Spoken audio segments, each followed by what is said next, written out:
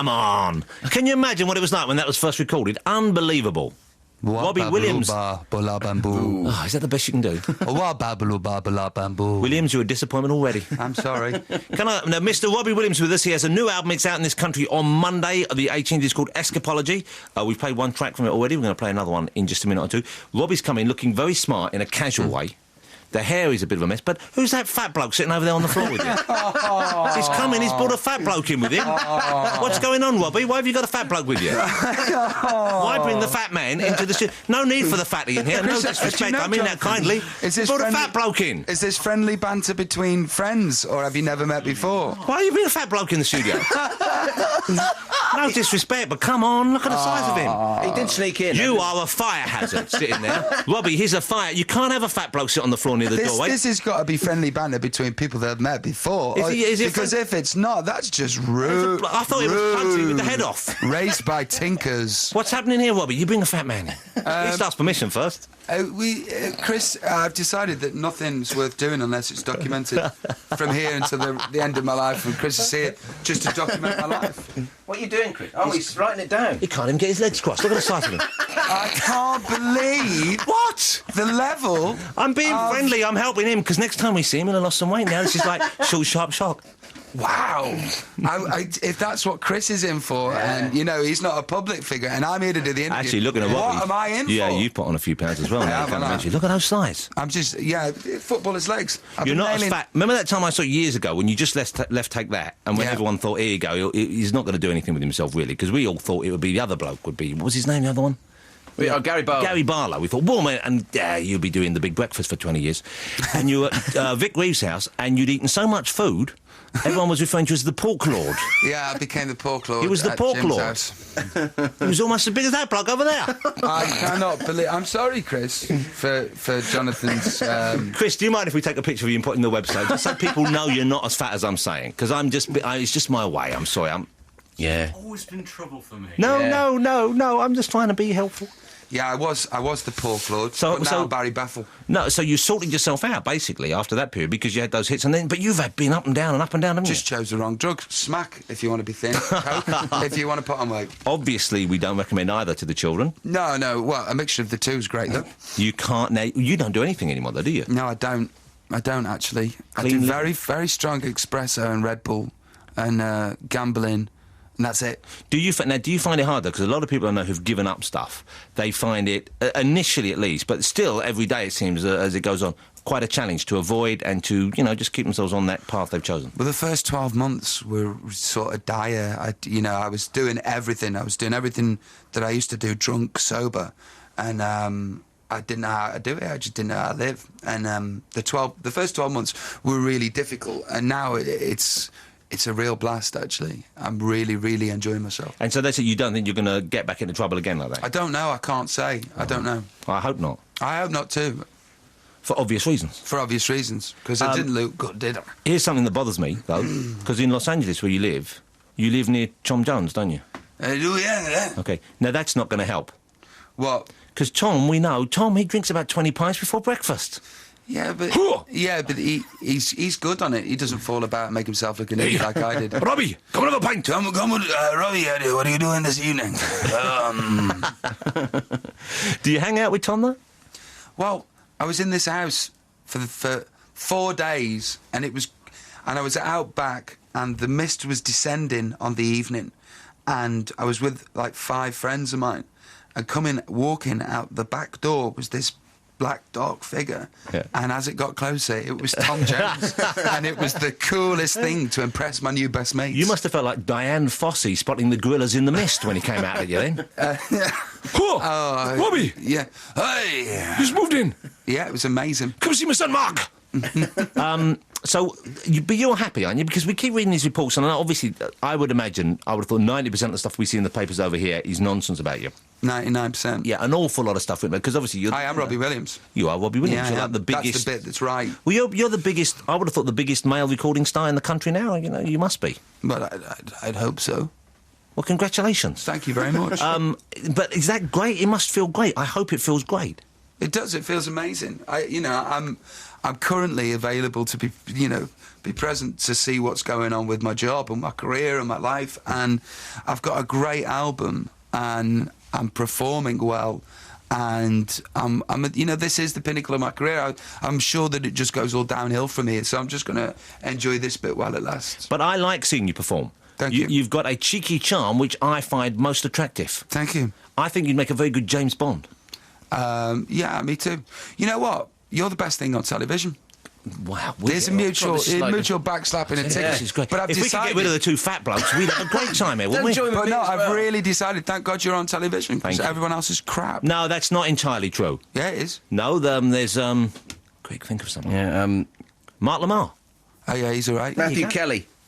Yeah, he's all right. Yeah, Barrymore. No, he's not. But in a Jonathan Ross way, you're the best. Oh, that you see, he's given with the one hand, he's taken away with the other. Yeah. It's his birthday tomorrow, Robbie. Is it your birthday time? How old are you? Have a guess how old I am, Robbie. I would say... Hold on, let me stand up in my full impressive height. Yeah, don't You're in squeeze really good shape, man. What, have you had a tummy tuck? Feel that? Are you working out? I'm like a rock. Are you kidding? Am I working out? Are you really working? Because you... I am like an athlete. Well, you used to be on the television when I had to go bed early. I got fat a while ago, yeah. So you didn't get fat. How old is he, Robbie? Come on. I'm trying to work out, because I had to go to bed, sleep at 10, and you'd be on the telly, and I'd still have to go to sleep. And that's a bit ago. I reckon you're... Are you 41? 42.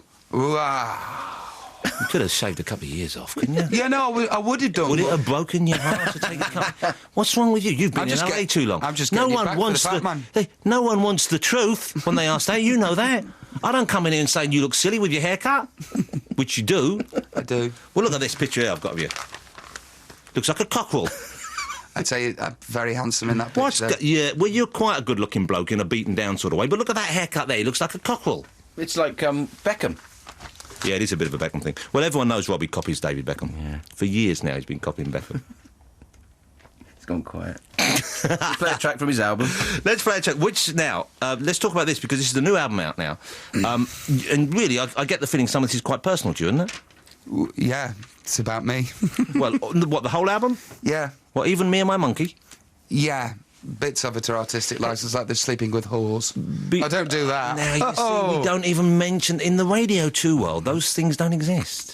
But they would do if you played the song. Yeah, but we're not going to play that song. Is that the one we're going to play? No, you're going to play Come Undone. Come Because Undone. otherwise we'd have to all cough when that word came up, which requires a lot of concentration and expert timing. Let's play Come Undone, and this is from Escapology, the new album from Robbie Williams. It's out Monday.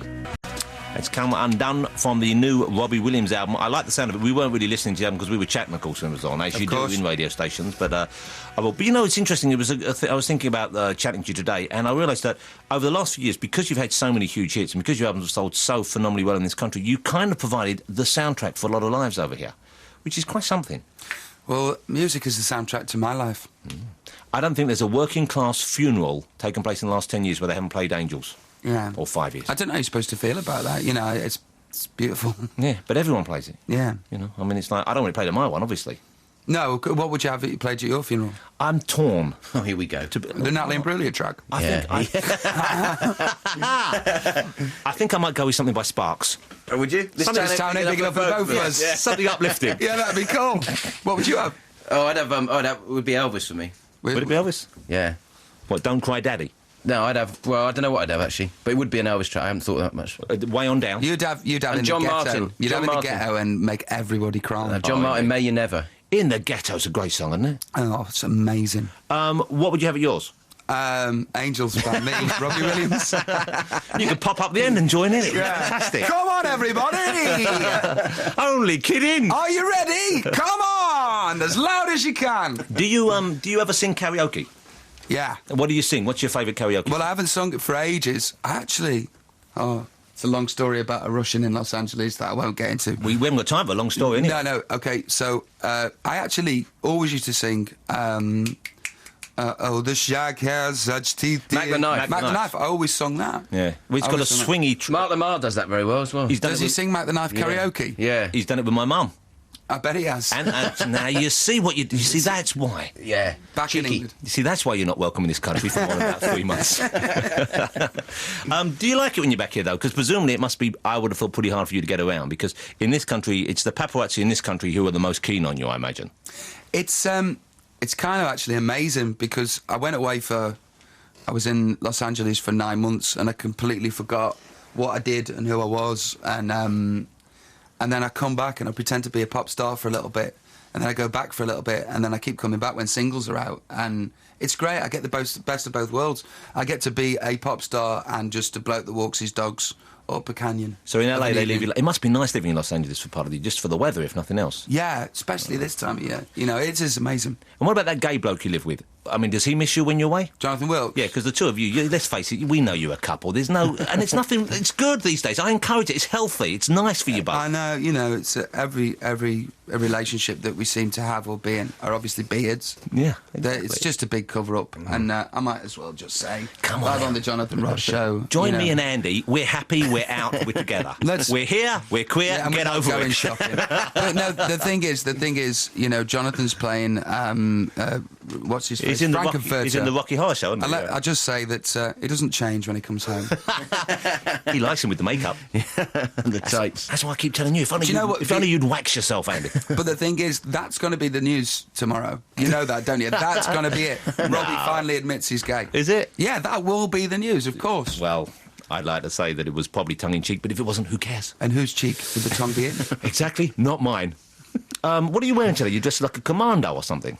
Yeah, I've sort of got my old favourite tracksuit bottoms on. Aren't you a bit old for that? You're dressed like an 8-year-old.